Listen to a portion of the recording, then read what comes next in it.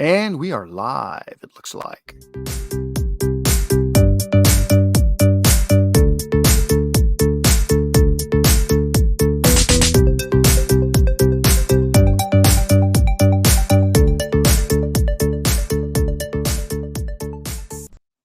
Well, hello, everyone, and welcome to another episode of The Cloud Whisperers. I'm David Broussard. And I am Brian Cheatham. Hey, Brian. I want to welcome you to episode 40, License to Whisper, because we're going to talk about licensing in the main part of our show. And who doesn't like that, right? Who doesn't want to talk Microsoft licensing? There is nothing more fun than that. There's a college degree for that, Yeah, Microsoft while we're licensing. at it, I will remind you that we are now posting our recordings on YouTube. And so you can actually go to youtube.com/@thecloudwhisperers, all one word, and that will take you to our channel, and you'll be able to find all of the episodes that we have videos of, going ahead and posting them out there. So, Brian, what have you been up to lately? I'm a band dad, band parent, whatever you want to call that. I like band dad. Band parent. It's kind of like Band-Aid, but band dad. Yeah, band dad. It could be like a slur or something. Band dad. Yeah. So it's very interesting that you stay and this is just from my son's perspective, right? You stay so busy with band. Right. It's like during the summer, I remember there was a span of a week where they did their practice for 7 days straight. Well, for 6 days straight, Monday through Saturday. And it was 9 a.m. to 9 p.m. Wow. Yeah. 9 a.m. to 9 p.m. All right. So, and this is where they're learning the new routine that they're going to do and all that. And there's just a lot that goes into that, just the marching season. Right. But you've also got concert season that's right behind that. Yeah. So, as a parent, I was warned about the extra time that we would have to put in as parents, mainly because we become Uber drivers, for whatever, for whatever high school. Yeah. And it's insanity. He's the bus picks up in the neighborhood or whatever, and he actually probably gets to school before I can get him there or whatever with the bus. He's ridden the bus one time so far. He has to get there at 7:45 before everybody else. He's practicing till 7:45 tonight. So, and then there's of course the stuff like this morning or whatever. I took him to practice at 7:45 like I normally do. He didn't take his concert instrument with him. He's one of those students that plays a different instrument in the concert band because he can't march with it. So we got all the way to the school, and I had to turn around and come back and bring him back to the house. And he had to take the thing apart, put it in the case, and drive up there or whatever. And it's just insanity. But yeah, so man, that's what I've been dealing with. And I think I'm just going to start driving for Uber because I've got it down, man. I've got it down. Oh, well, that does sound pretty darn awesome. Alas, one of my coworkers here has decided that he really wants to be in this episode of the podcast of the Cloud Whispers. He didn't like my story. Well, I don't know. He doesn't like the fact that I'm not paying attention to him right now. And he probably has to go outside. So yes. So that's what I've been up to. Band dad. That's cool. Yeah, band dad. So we're gonna have a slogan or something, or a logo or something by the time. I'm gonna put it on the back of my van, the band dad van. There you go. The dad mobile. There we go. Yes, because you got to have the minivan. Yes. Not an SUV that's cool, right? Yeah. Enough about all of my my craziness with driving my son all over town back and forth from high school. What have you been up to, David? Well, So since the last time we talked, I have actually changed jobs. I spent 16 years at Catapult and then Quisitive after Quisitive bought them, and they were wonderful years. But the time had come for me to move on a little bit and do things a little bit differently. And so I went ahead and have moved to a new company called Cambase Solutions, and I've taken on a job as a senior solution architect and team lead around M365. And so I'll be doing a lot of solution development and pre-sales work, and getting kind of back to the direct passion, and working a lot more with customers around my real passion, which is helping organizations find the best way to use technologies to achieve their business goals and thus change the world. That's my little elevator Yeah. pitch that I've No, always that's used. great, man. So Yeah, I'm I'm very really happy for you. excited about it. Yeah, and Yeah. it was really sad to leave. I mean, you and I both worked at Catapult at Yep. various points in time, and there's tons of people there that I still care about, and I wish them all the success in the world, Yeah. because there's some great people over there. But I'm excited about getting to a smaller, more entrepreneurial company, and it's really exciting to get a chance to get in there and do some of that cool stuff. Yeah, that's great, man. Yeah. Congrats. Well, thank Congrats. you. I appreciate that. Yeah. So Brian, we talked about this being a License to Whisper, episode 40 of the Cloud Whisperers, and you had decided that we wanted to talk about something in particular today, and that was Microsoft's Business Premium licenses. So, Yep. Business I premium. yeah, so I guess the first question I've got for you is, but what the heck is a business premium license? I mean, I understand business standard, right? Because Yeah. I've got one of those. That is, I get the basic, web versions of everything, right? I mean, I get Exchange, I Yep. get SharePoint and Teams and OneDrive. I get one computer that I can install Office on the desktop on. That's the business standard license, right?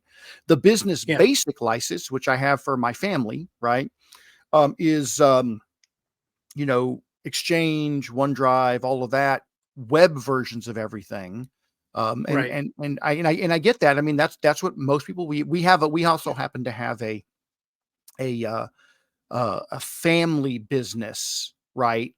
Um, so I am pretty, so basically we can install it on 5 computers, right? And Right. that costs like $100 a year, right? Yeah. So we're set for our little family of 4 with our M365. But what the heck is Business Premium then? And why would anybody want it?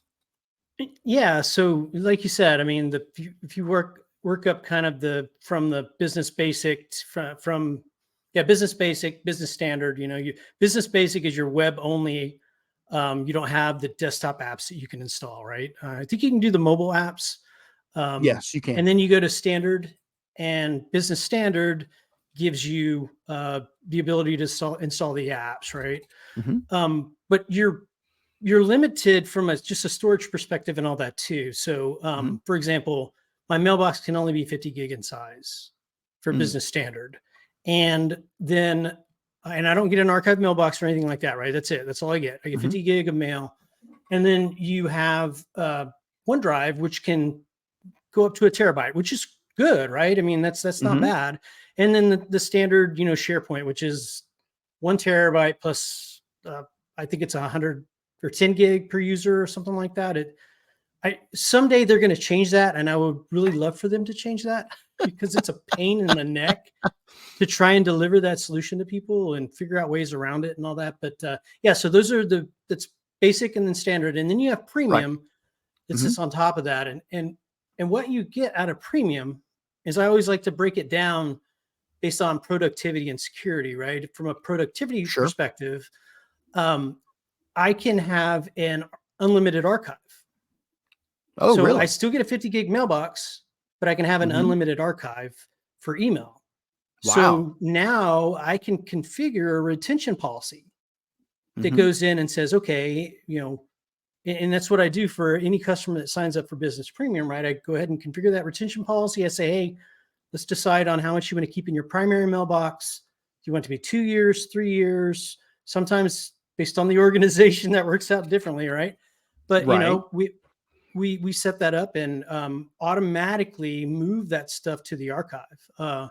And then for some larger migrations that you do too, you might run into, a Google migration or something like that, which I did recently, where they've got a 60 gig or 70 gig mailbox in Google, and they want to migrate that to a business license in 365. If they have premium, I can migrate to the primary mailbox and to the archive. So, again, That going makes back sense. kind of down that productivity side of it, I've got the additional mailbox storage, and then I also have the ability to. Uh, I, it's really the ability to um, take the OneDrive and extend that as well. So I don't think you can send it to 5 terabytes, but I think you can extend it like to 2 or something like that. They've changed that whole scenario recently or whatever. But from a productivity perspective, that's kind of where I draw the line and say, okay, now we need to look at security, because that's really where we get into the benefits of business premium, right? So business premium, I like to separate that out into categories, right? So I've got user-based security, I've got email-based security, device security, and then document, right? So user-based security, I have the ability to use uh, not just per user MFA, but I can do conditional access-based MFA. And most small business customers are going to roll their eyes and be like, okay, what the hell are you talking about? But it gives me the ability to say, hey, I'm going to require you give me MFA based upon a scenario that where you're coming from, right? What conditions you have. The ability to do a self-service password reset, the ability to do conditional access, like I just mentioned, and then I can get into dynamic groups, right? Dynamic groups. So those are some of the things that I can do from a user perspective. Yeah, and then device, application, document. I can really kind of figure out a way. I can provide a way to secure those things as well. And you get into a lot of the things that you see in the E5 licensing from an enterprise perspective. That's cool. So yeah, and it's all for $22 a month. So, and that's, if you commit to yearly and all of that, there's a commitment there from a yearly perspective.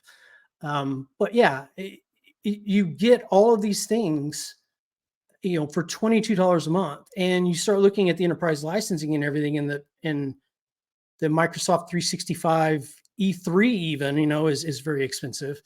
But what I always like to tell people is the business premium license kind of sits in between the E3 and the E5, whether that's Office 365 or Microsoft 365 from a functionality perspective. Okay. So let me put forth this analogy, because you know me and I love analogies, Oh yeah, right? And what I'm going to do is I'm going to take the three business licenses, basic, standard, and premium, and I'm going okay, to say that basic license, the business basic license, it kind of sounds like an E1 license in a way, right? So yeah, I get access to all the server, right? Exchange, yep, SharePoint, Teams, OneDrive, right? Planner, all those wonderful tools, right? I do not get um, Office on the desktop, right? And that sounds a lot like that business basic. Now, E3, the big difference between E3, not the only difference, but one of the differences between E1 and E3, and the primary one is I start to get the M365 apps on my right, desktop, right? yeah, And that sounds like the business standard license, which is yep, giving it us that does. ability to install it as well. And then business premium license, it's not an exact duplicate of like going to the E5, because it's not giving you, say, Power BI, and it's not giving you PBX and stuff like that, right? It's not Right, yeah, right. But what it is giving you, actually, I think what it probably sounds more like, it's actually more like going, so it's not analogous to an O365 E5, it's actually analogous to an M365 E3, whereas the business standard is kind of like an O365 E3, right? Yeah. Because as you No, for said, sure. we're getting some of that security and compliance things like conditional access, which, and I get that a lot of small companies aren't going to care about that too much, right? But Yeah.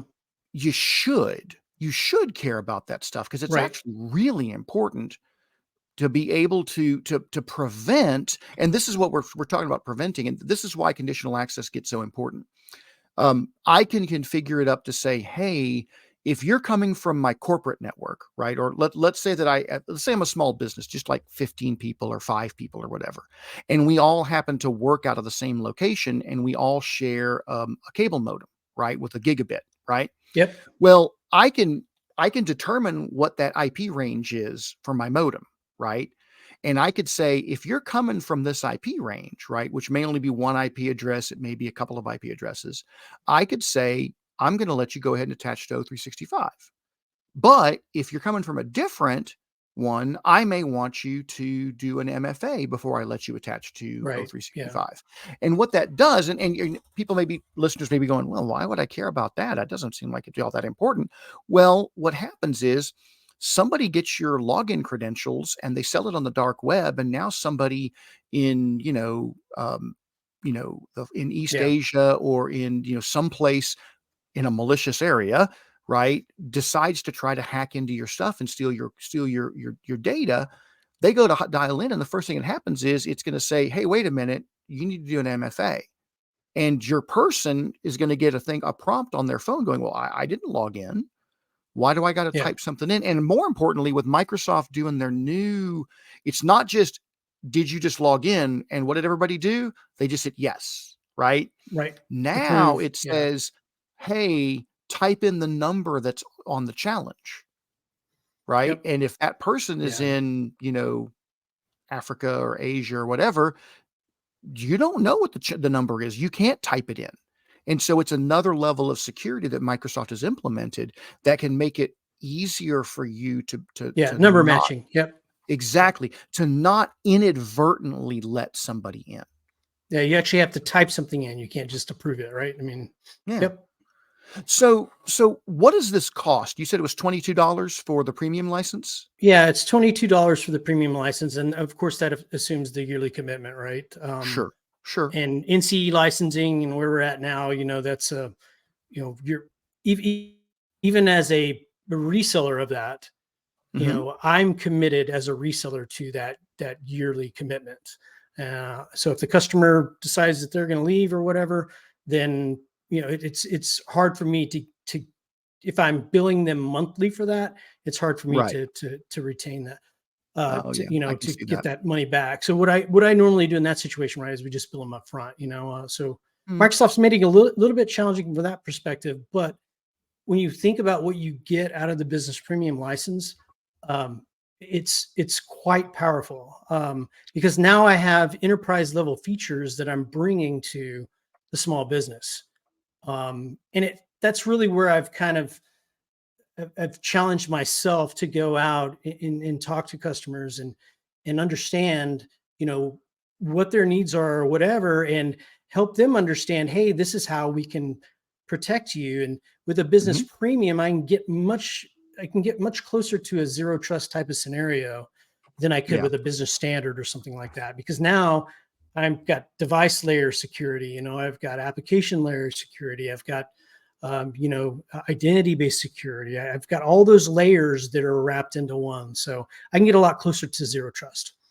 which is, where we want to be, obviously, is in that Well, zero yeah, trust environment. Yeah. No, yep, that makes a lot of sense. Well, Brian, that sounds like if you are under 300 users, right? And although I did discover, by the way, recently, I found that evidently you can buy 300 basic, 300 standard, and yeah, 300 premium licenses. I always thought that you were capped at 300 business licenses, but if yeah. you're willing to accept different levels, you could actually get to 900 people inside your organization. They'll take your credit card, man. They'll take your credit card. Well, I'm sure they will. I just, it just yeah, I'd been telling people no more than 300, but you can have 300 premium licenses. And that's a Right. great way for a small to mid-size organization to go ahead and not only get the great productivity benefits of Yeah. Microsoft 365, right? But also get some of the really powerful security and compliance Yeah. benefits that exist out there. And hey, if this is interesting to you as an organization, right? I would tell you, reach out to Brian. He can help you Yep. navigate this entire process. So I think that is awesome, Brian, and it's definitely something that people should take a look at. So I'll throw back up the at Get Cloud Savvy Twitter handle for you and tell people to go follow you on Twitter and reach out to you if you want to find out more things. But this does mean, Brian, that we have come to that time of the show once again. Do you remember what time this is right now, Brian? It's a one last thing. It's One exactly last. right. It is Is it one time last for time or one last no, thing? no, no. Just one last thing. One last thing. Not many last things, but yes. And so, as we record this, last episode we recorded it right before, in the interregnum between the preseason and the NFL season debut, and we record this episode right after the end of opening weekend. And I will say that, my wife and I had such a blast Sunday night because we're both big Cowboys fans. That was about as perfect a game as you could possibly have Yeah. wanted out of a defense, and really out of a Unreal. team in general. The only real complaint my wife said was the tight ends couldn't catch anything right now, and it was a monsoon. I was in a meeting on Monday with a fellow from New York, and I was like, "I'm sorry if you're a Giants fan." He goes, "No, I'm a Cowboys fan. We were at the game," and I said, "Oh, and you've dried out by now?" And he's like, "Not really. We're still soaked." But it Yeah. was it was crazy. But as much fun as it would be to spend the next 5 or 10 minutes just talking about how awesome the Cowboys are, how about them Cowboys? Yeah, as usual, right? We start the Yeah. season going, we're going to win the Super Bowl, right? Yeah. Because after one game, we're perfect. No, it's a long season. We got a long ways to go, and many bad things are going to happen. That was not what we were going to talk about. We were going to talk about something else entirely, in regards to the NFL. And that was for those of you that watched the incredible drama Mm. of Aaron Rodgers leaving Green Bay, the team he sat behind Brett Favre. He then played his whole career. They were pointing out that Jordan Love was the first quarterback, and it was like 31 years that to start uh, for the Packers that wasn't Brett Favre or Aaron Rodgers, right? And he's moved to a brand new team, also in green. So that was kind of nice, although it was a different shade of green. And on the fourth play from scrimmage, Mm. he gets sacked as his left tackle completely and totally whiffs on the cut block. And boy, that I read a interview with him, and this guy's just devastated. The left tackle, he feels terrible, but the guy comes in and tackles him, and it appears from reports from ESPN that he has torn his Achilles tendon, That's and he is now awful. gone for the season. And Mm. at his age, you question, is he going to be ready by next year to come back and play again? Because that is coming back from an Achilles tendon.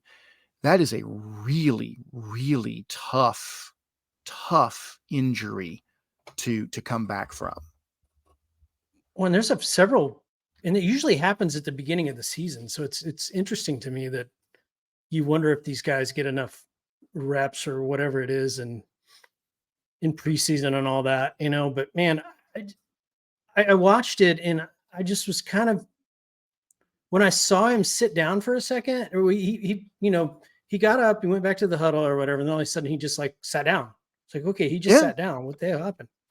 yeah. Um, It and it he was went off the it field. He was knew something wasn't right, and Oh my gosh, man, I had no idea that it would be that. And it's like what, 78 million in guaranteed money or something like that. I, Oh, I, I'm like, it's, I, and he took I a pay mean, cut.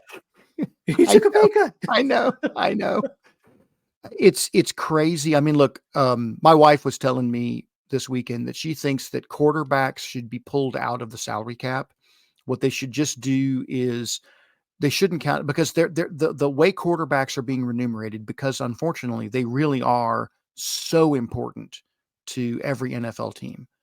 I mean, even, Yeah. you almost cannot be competitive in this league without having a quarterback anymore, right? I mean, you just Yeah. can't have a quarterback that's not good. I mean, not neither my wife or I are big fans of Daniel Jones of the Giants. We kind of think he's not all that good, but I mean, he had a bad game, and frankly, look, Dak Prescott, he had a bad game in against the 49ers, right? And Yeah. that was it. They were done.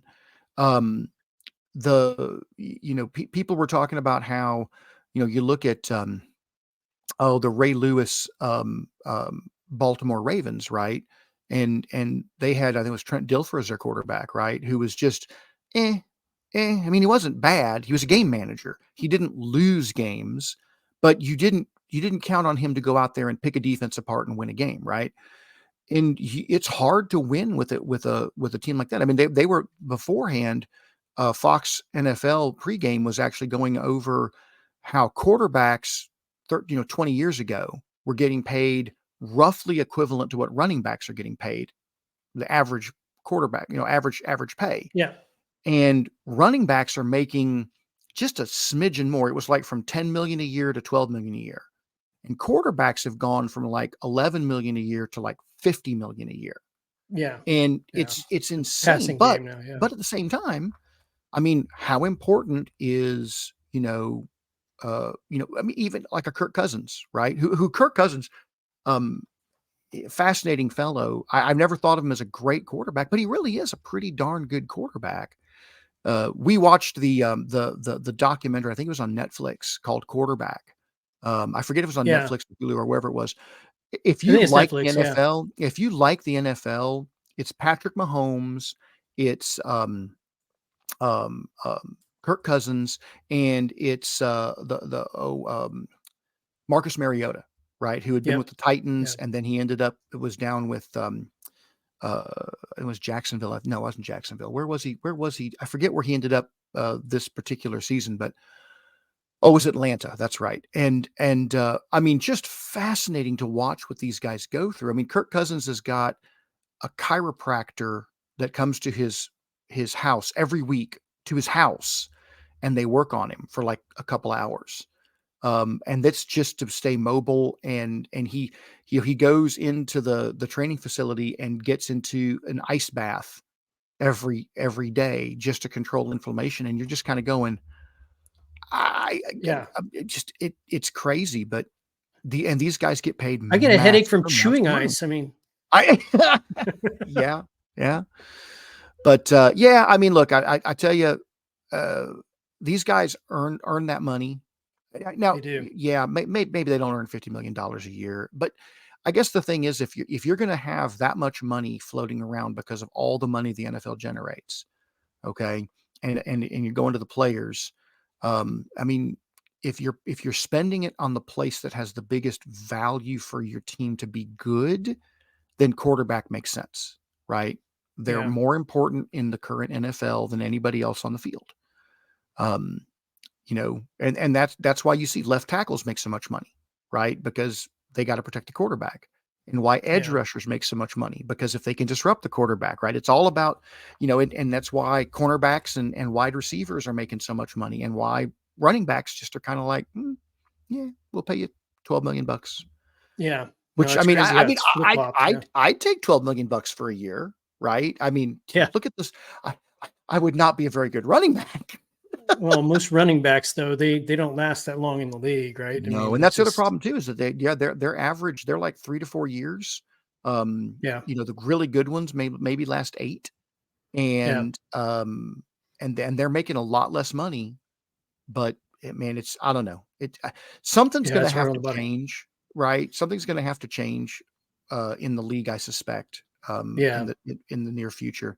But we'll have to wait and see what happens. Yeah, it's heartbreaking though that Aaron Rodgers It thing. is. I mean, and Whether you like him whether or not, I mean, yeah, it's just heartbreaking. Yeah. yeah, I know people who aren't big Aaron Rodgers fans and stuff like that, but man, I just I feel really terrible. It was like the it was like the year we used to do a fantasy football league. My wife and I ran one, and I had the first draft pick 3 years in a row. We did randomized picks, and I ended up with the first draft pick 3 years in a row. And one year I picked the guy who'd played for the Chiefs the previous year, and it had just an amazing season, like 20 touchdowns and 1,800 yards. I picked him. He rushed for like 100 yards the season and was out of the NFL by the end of the season. And then the next year, I had like the first or second pick, and I picked Sean Alexander with the Seahawks, who had just had 25 touchdowns in the season and set an NFL record Yeah. and did this great. And he gets hurt and is nagged by injuries the whole year. And so the next year, I was like, okay, no more running backs. I am picking a quarterback, and I'm going to pick the best quarterback. I have the third pick in the draft. I am picking Tom freaking Brady, right? Yeah. And Tom Brady in the first quarter gets his knee blown out, is gone for the whole season. Oh my gosh. That's not funny. I'm not laughing at Tom. So. No, we're not laughing at. We're laughing at the fact that for 3 years in a row, I was like the widowmaker. When it comes to my fantasy football picks, I would pick people, and their seasons just got destroyed after that. So I was very. I know what it was. The next year, right? I ended up picking. Oh gosh. I can't remember his name now. He was the quarterback of the Eagles. I went and picked the Eagles quarterback, right? Because I was like, by golly, if I can pick one team to have their quarterback go down, it's going to be the Eagles. Dang it! And of course, he had a great season, so it was like, Yeah. No, oh he did well, have at a good least season. I got a good year out of him from the fantasy football standpoint. But Yeah. yeah. But anyway, hey, I want to thank everybody for listening to episode 40, License to Whisper. I hope you learned a lot about that business premium license. And, I want to make sure that you know that you can follow us on YouTube, right? So, it's go to youtube.com /@ the Cloud Whisperers, and you will find us. You can also go out to Apple Podcasts and find us over there. And I've got the link down here, and it'll be in the show notes as well. You can also follow us. It's easier just to go to your favorite, app and just go ahead and type it in, right? But Search for go it. to Yeah. Spotify. You can go to Spotify and look for the Cloud Whisperers. You will find us there. You can even go to Google Podcasts, and you can go there and go to play.google.com, or just once again, go to your favorite podcasting service. Just type in the Cloud Whisperers, and you will find us. And, I have to say, Brian, it has been a pleasure as always. And I look Hashtag forward. Hashtag Bandad. hashtag Bandad. Yes. Bandad aid. I don't know. Bandad aid. Yeah. Bandad 8. Yes, we'll have to Ben. do that one. Yes, and hey, if you got if you're one of our 3 listeners, right? We would love to hear feedback from you. Share this with your friends. I mean, if you've got somebody that you really don't like, set this up on their iPhone that they have to listen to it every day or something like that. Maybe they'll learn something. We would love to get those counts up and the like. And we look forward to hearing you next time on the Cloud Whisperers. So say goodbye. Bye-bye. Thank you, David.